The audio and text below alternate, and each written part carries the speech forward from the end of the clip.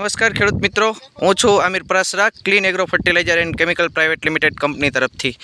તો આજે આપણે એવા ખેતરની અંદર ઉપસ્થિત છીએ કે જેમની અંદર આપણે કપાસમાં ક્લીન એગ્રો ફર્ટિલાઇઝર કંપનીની ક્લીન ન્યુટ્રીશક્તિ કીટનો ઉપયોગ કર્યો છે. તો આજે આપણે એક પ્રગતિશીલ ખેડૂત છે એમની મુલાકાતે આવ્યા છીએ. તો એમને એમના રિવ્યૂ વિશે જાણશું કે શું ફાયદો થયો, કેવી રીતે વપરાશ કરી છે, કપાસ પહેલાં કેવો હતો અને અત્યારે એમાં શું ફરક દેખાય છે. તો ખેડૂત મિત્ર, તમારું નામ જણાવશો? મારું નામ મતકિયા મુનાફ, ગામ રાણીકપર, તાલુકો વાંકાનેર, જિલ્લો મોરબી. ઓકે, તો આપણે ક્લીન ન્યુટ્રીશક્તિ કીટ છે જે ફૂલ માઇક્રોન્યુટ્રન્ટની કીટ હતી આપણી, તો એનો તમે કપાસની અંદર ઉપયોગ કરેલો.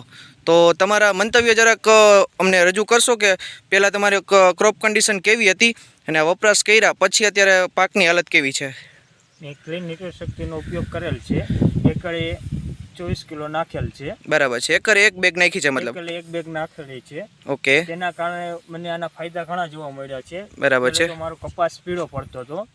બરાબર. મેં ક્લીન ન્યુટ્રીશક્તિ વાપર્યા પછી કપાસનું લાઇટિંગ અને રંગરૂપ અલગ આવ્યું છે. તેના કારણે ફૂલોમાં સંખ્યામાં વધારો થયો છે.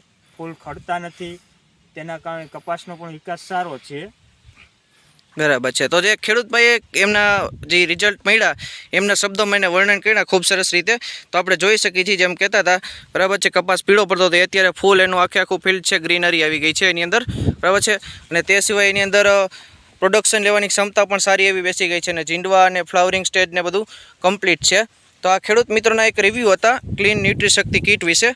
તો આનાથી તમે સંતોષ કરા કીટ વાપરી? તો મેં આ કીટ વાપર્યા પછી ઘણો સંતોષકારક છે. ઓકે, તો તમારે ખેડૂત તરીકે બીજા ખેડૂત મિત્રોને તમે શું રિવ્યૂ આપણે અહીંથી શેર કરશો? તમે મારે બીજા ખેડૂત મિત્રોને કહેવા માગું છું કે આ ન્યુટ્રીશક્તિ કીટ વાપર્યા પછી તમામ ખેડૂત મિત્રોએ વાપરવી. તેના કારણે મારા ઉત્પાદનમાં પણ સારો એવો વધારો થશે. બરાબર છે. તો તમને લાગે છે આ કીટ વાપર્યા પછી આ જે ગ્રોથ દેખાય છે એનાથી તમને ઉત્પાદનમાં પણ ફરક લાંબા ગાળે દેખાશે તમને? ઓકે, સરસ. તો આ તમારા કિંમતી અભિપ્રાય આપવા બદલ ખૂબ ખૂબ ધન્યવાદ.